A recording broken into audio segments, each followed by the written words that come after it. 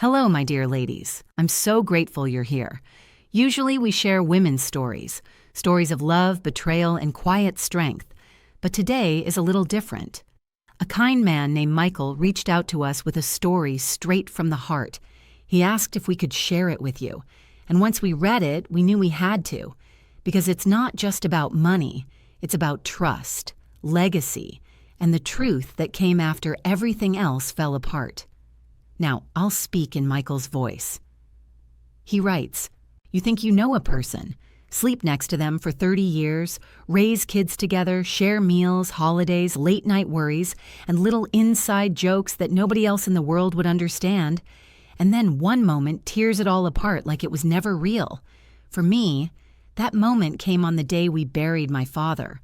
A quiet man who built everything we had from the ground up with his bare hands and a stubborn sense of pride. But the real shock didn't come when we lowered him into the ground. That came later, when my wife smiled through tears and walked away with $247 million. And then something happened, something that made her freeze like she'd seen a ghost. My name is Michael. I'm 61 years old, and this is the story of how everything I thought I knew crumbled in a single afternoon, only to reveal a truth far deeper, colder, and more calculated than I ever could have imagined.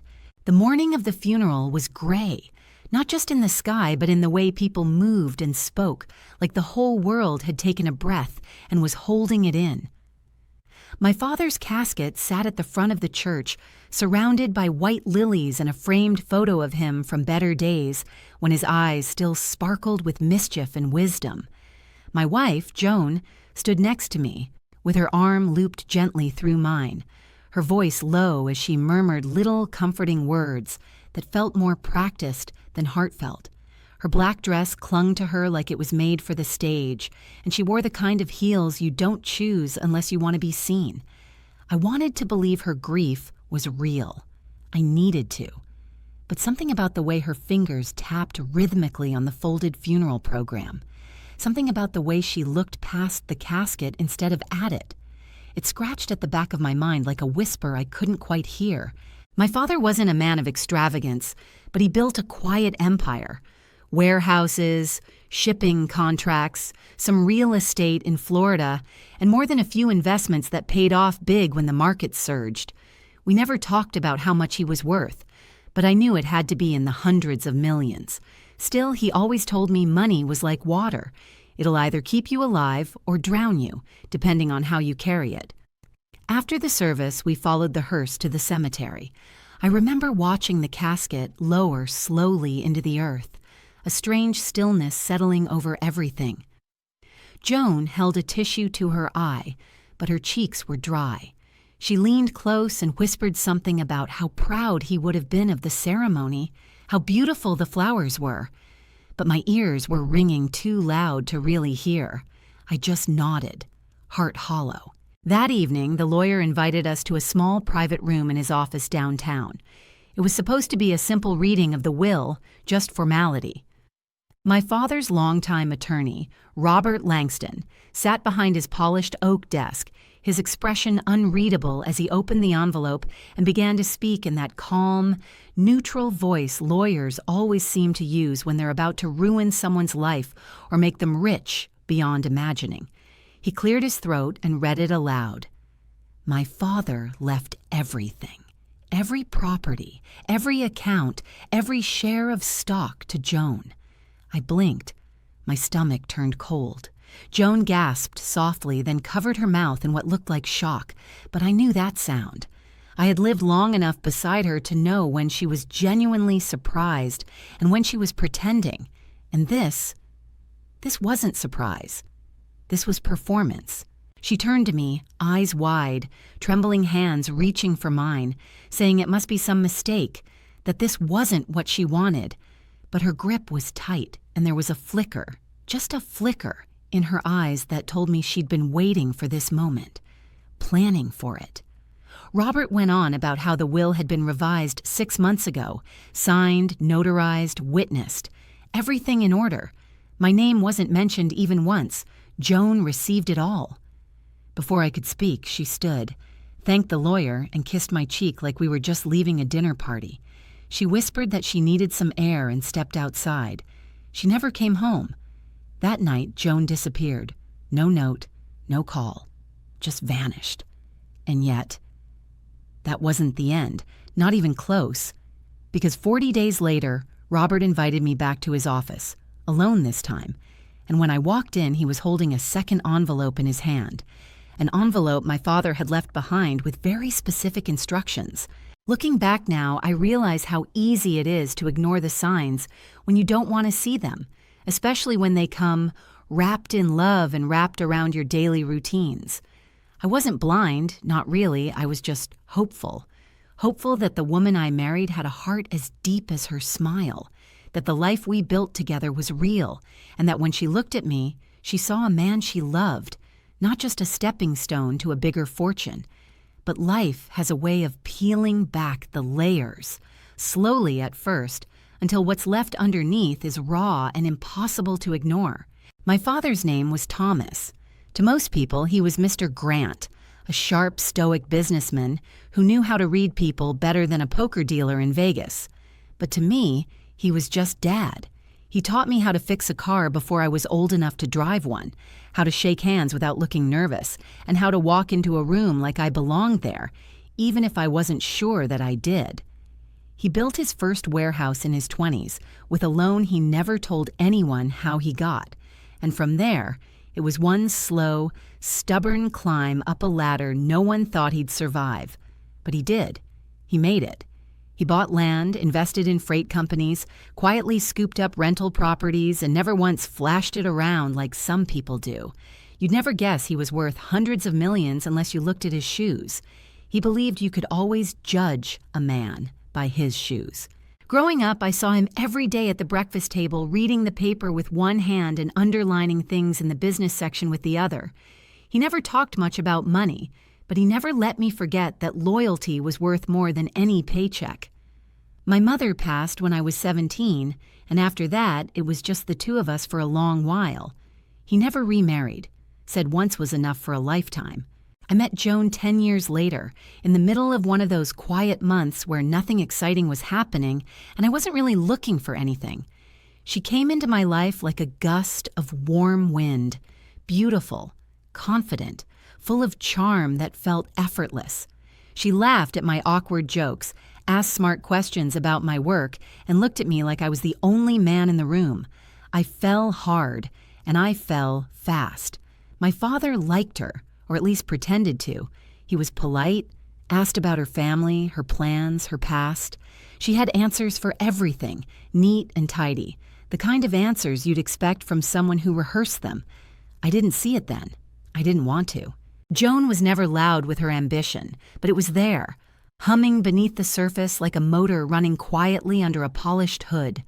She always wanted to know more about the family business, what properties we owned, what deals were in progress, how the trusts were structured.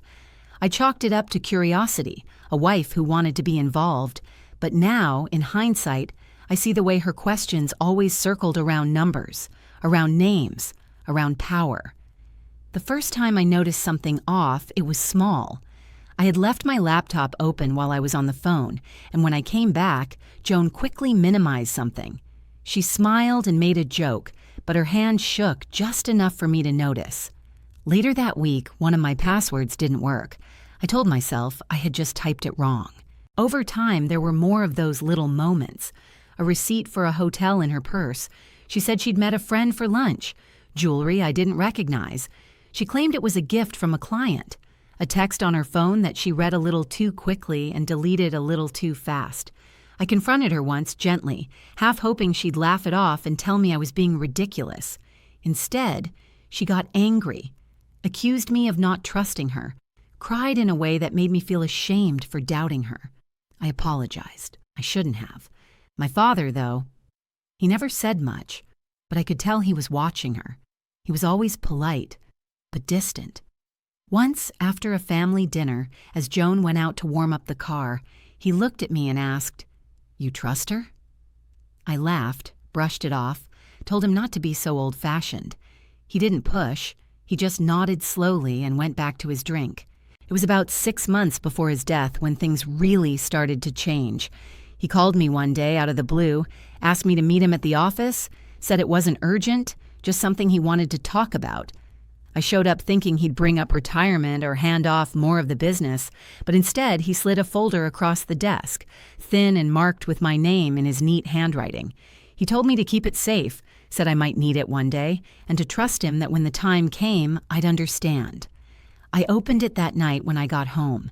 It was filled with documents I didn't understand, legal papers, a sealed letter, copies of property deeds, and a note that simply read, "If you're reading this after I'm gone, don't trust the surface of things. Look deeper. And remember, loyalty doesn't wear diamonds." I folded the letter and put everything back, unsure whether I should feel touched or worried. I told Joan about it the next morning over coffee, watching her face carefully as I mentioned the folder. She smiled, asked if he was finally ready to step back, but her eyes didn't smile with her mouth.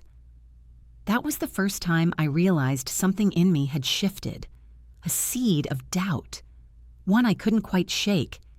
And as it turned out, that seed was about to grow into something I never could have imagined.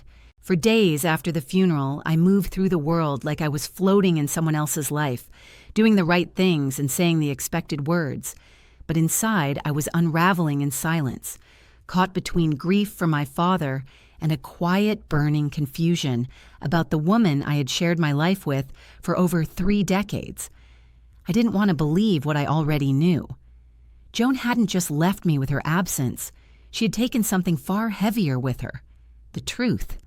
And now I was left alone in a house that felt hollow, echoing with memories and questions I wasn't ready to answer.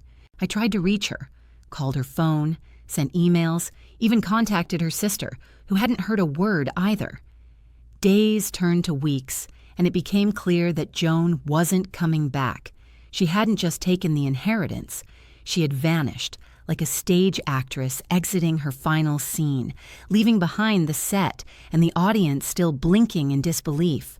Our joint accounts were cleaned out. Her closet was empty. Even her favorite tea mug was gone from the kitchen shelf, as if she had carefully chosen every last piece of her presents to erase. Friends tried to comfort me, some with awkward jokes, some with cautious questions, but no one said what they were really thinking, that Joan had played me, that she had been planning this for a long, long time. I could feel it in the way they looked at me, the way they hesitated before saying her name.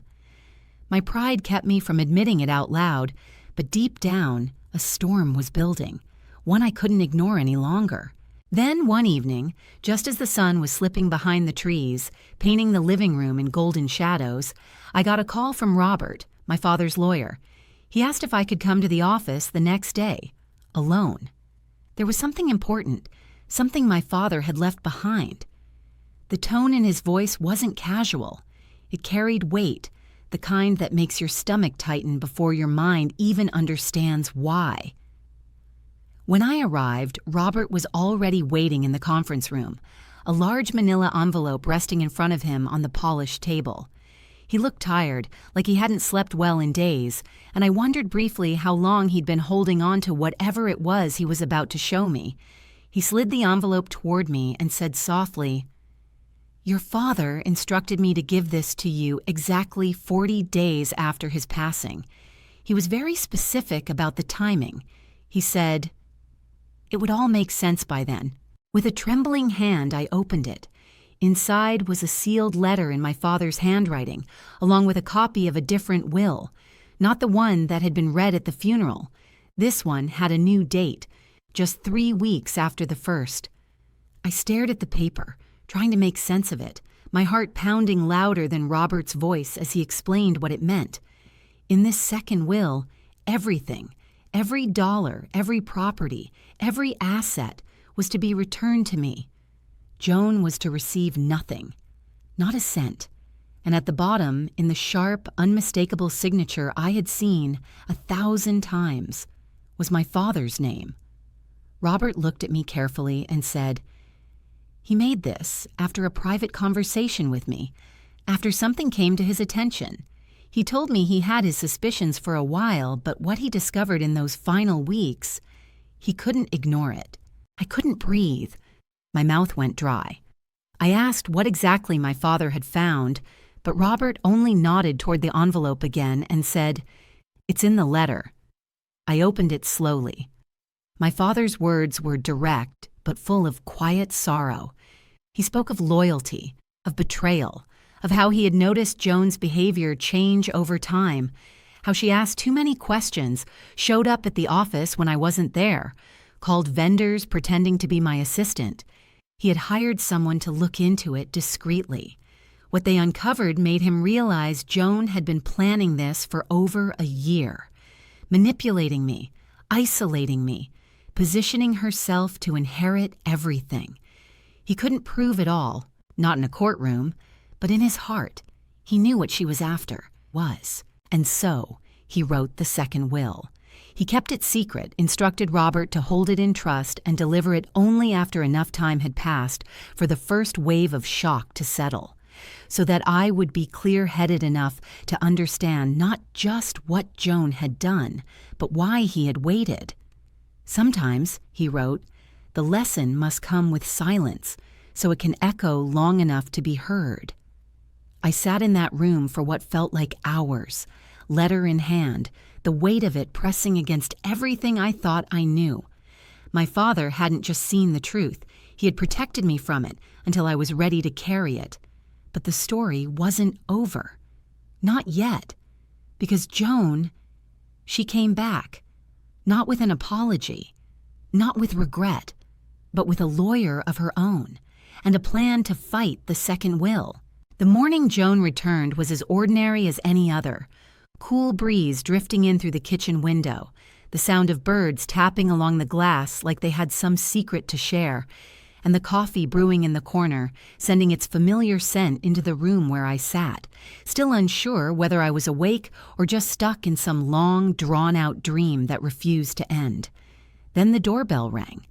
A quiet chime, one I'd heard 1,000 times before, but this time it came with a chill so sharp it slid right through my spine and settled into my bones.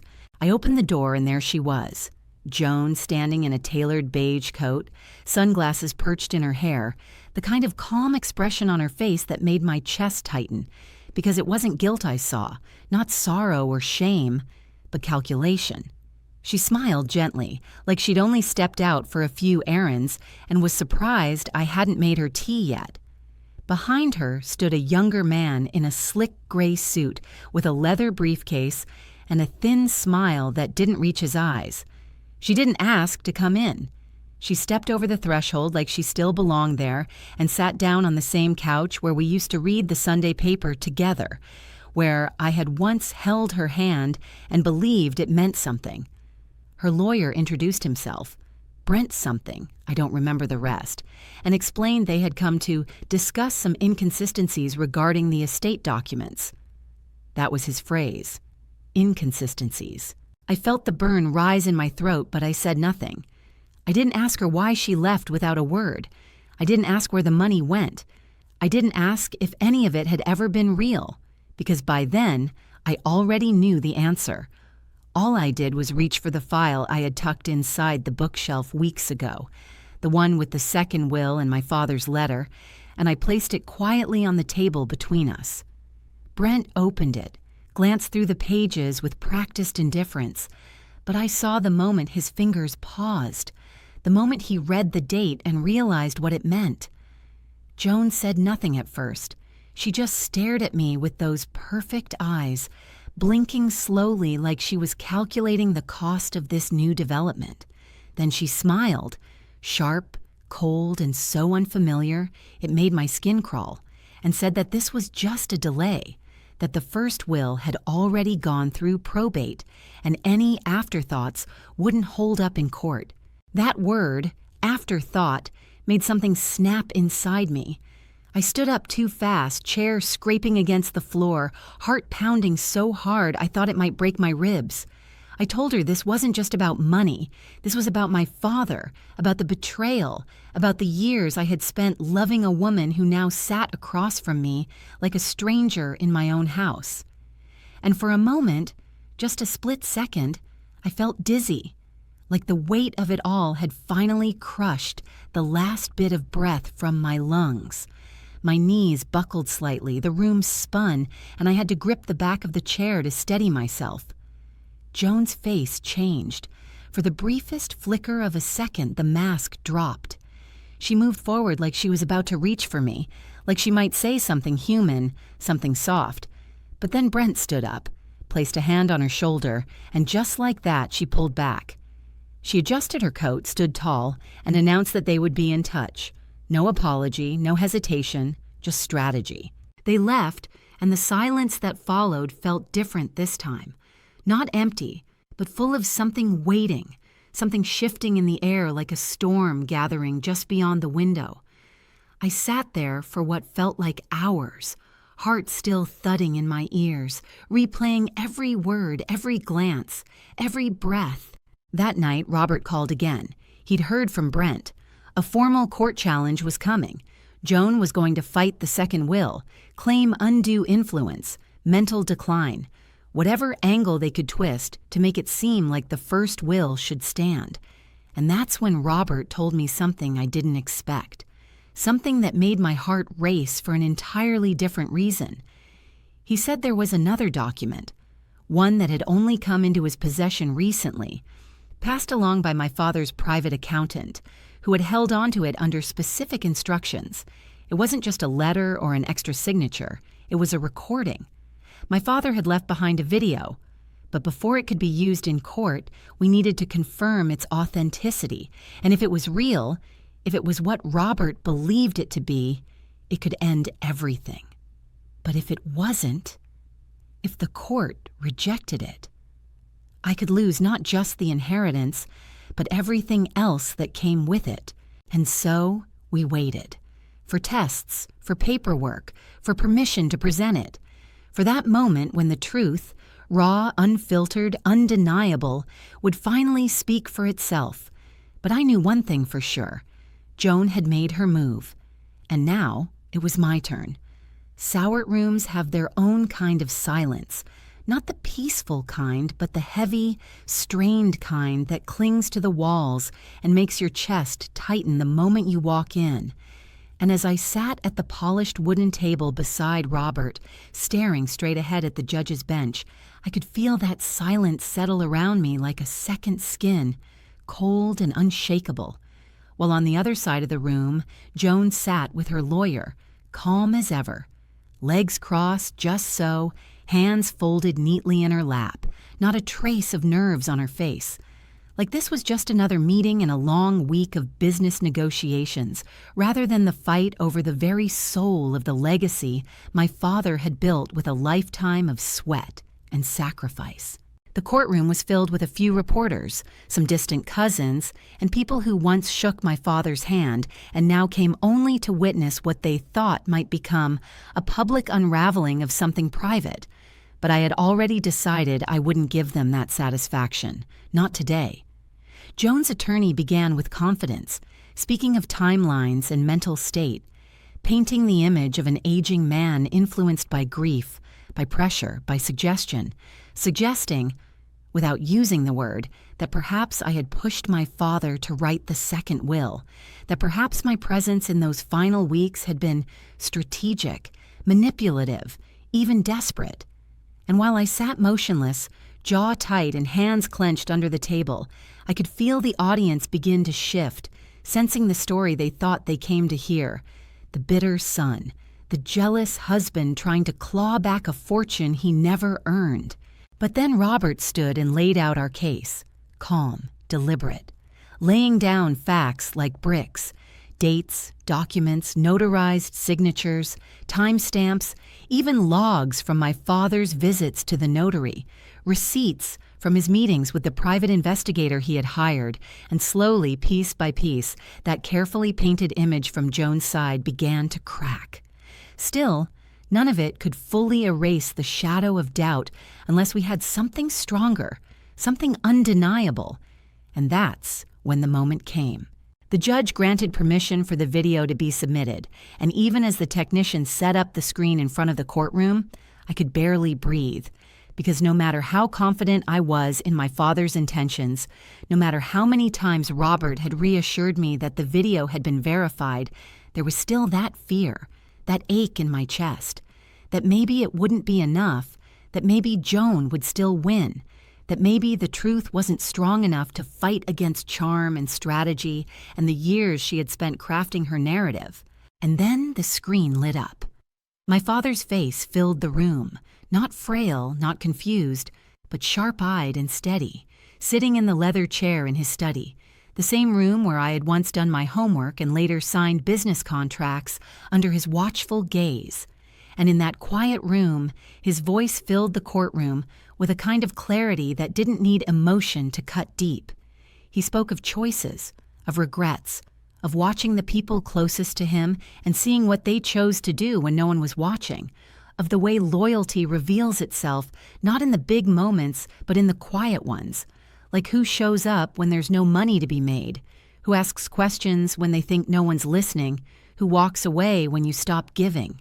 And then he said it, plain, direct, final, that he had come to believe Joan was not the person she pretended to be, that he had once trusted her with the family, with me, with the future, and that trust had been broken in ways he could no longer excuse or ignore, and because of that, he had changed the will. There were no accusations, no venom, just a quiet, unwavering truth delivered by a man who had nothing left to gain but peace. And when the screen went dark, the silence in the room was different this time, thick with something heavier than doubt, something close to realization. Joan didn't look up. She didn't cry. She didn't even blink. She just adjusted her jacket and stared straight ahead, as if she'd expected this, or maybe prepared herself not to care. But I saw it. The smallest twitch in her jaw, the tiniest falter in her breath, and I knew that underneath the perfect exterior, the cracks had begun to form. Over the next 2 days, more evidence was submitted. Emails, financial transfers, notes from the investigator's report detailing strange bank activity under Joan's name that began months before my father's diagnosis. Conversations she'd had with vendors under false names, and even a lease for an apartment purchased in cash in a different state just weeks before the funeral. One by one, the pieces came together, and with every hour that passed, her story unraveled not in a dramatic explosion, but in the slow, inevitable collapse of a tower built on shaky ground. And still, she sat there, untouched by panic, as if denying it all through stillness alone might make it go away. When the judge recessed before the verdict, Robert turned to me and nodded once, quiet but sure. We had done everything we could. Now it was up to the court. And though my body felt like it had run a marathon without moving, heart heavy, eyes aching and breath shallow, I felt something else too. Relief. Not because I knew I would win, but because no matter the outcome, the truth had been spoken, and not just by me. It had come from the man who built everything, who watched more carefully than I ever realized, and who made sure that even in death, he could still protect the son he had raised to stand through storms, even when those storms wore the face of someone you once loved. The judge took 3 full days to deliver the final decision, and those 72 hours stretched longer than the weeks that came before them. Because once everything had been said and all the evidence laid bare, the silence that followed was no longer filled with uncertainty, but with something colder, anticipation laced with memory, with every quiet warning I had ignored, every odd glance from my father, every night I sat alone wondering how love could turn into strategy without me ever noticing the shift. And on that final morning, as I walked back into the courtroom, suit pressed and heart steady, I didn't feel the same as I had before, not broken, not desperate, but sharpened by the fire I had walked through, knowing that whatever came next, I would not face it with doubt. The judge's statement was long, filled with legal language and citations, but in the end, the message was clear. The second will stood as the valid expression of my father's wishes. Joan's challenge was denied. Her claims of undue influence were rejected, And just like that, everything she had taken, everything she had tried to turn into her victory, slipped through her fingers with the quiet rustle of a stamped court order. She didn't speak, didn't flinch, didn't make a scene. She simply stood, gathered her things, and walked out of the room like she had somewhere better to be, like none of it mattered, and in a way that made the entire thing even colder. But I wasn't finished. Because what the court hadn't seen, what I hadn't seen either until Robert handed me another envelope later that same afternoon, was the final piece of my father's plan. It wasn't legal, it wasn't financial, but it carried more weight than either. Inside was a handwritten letter addressed to me in the same careful script I had seen 100 times on birthday cards and notes left beside the coffee pot. But this letter was different. This one wasn't about comfort or routine. It was a confession, a reflection, and a strategy all in one. He wrote about a meeting he had arranged just months before his death, not with a lawyer or doctor, but with a man he trusted more than either, a private contact, someone who had helped him discreetly gather information about Joan's movements, her investments, her sudden interest in assets that didn't belong to her. And what this contact uncovered was far more complex than I ever imagined. Joan hadn't just been waiting for my father to pass. She had already moved assets out of the company without my knowledge, had sold shares to shell companies registered under other names, and was quietly preparing to dismantle parts of the business the moment she was legally in control. She wasn't just after the inheritance, she was after the legacy itself. But my father had anticipated it. In secret, he had transferred the most valuable portions of his estate, several key properties, an entire logistics operation in South Carolina, and the master rights to our shipping patents, into a trust under my name, with stipulations that would only activate if Joan ever attempted to take control.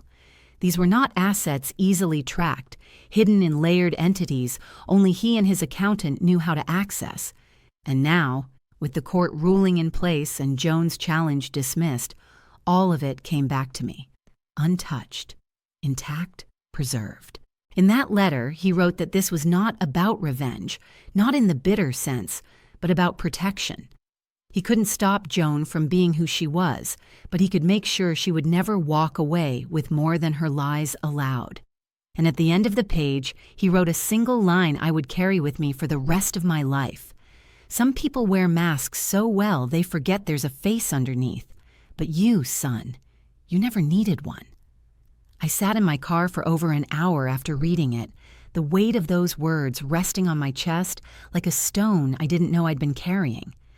Not because of the money, not because of the business, but because I had spent years believing I had failed to protect my father, failed to see what was happening right in front of me. And here he was, even in death, proving that he had seen it all along and had never stopped protecting me. And while Joan faded from the newspapers and the neighborhood whispers, while her name slowly vanished from the walls of the company she once tried to claim, I began to rebuild, not just the business, but myself.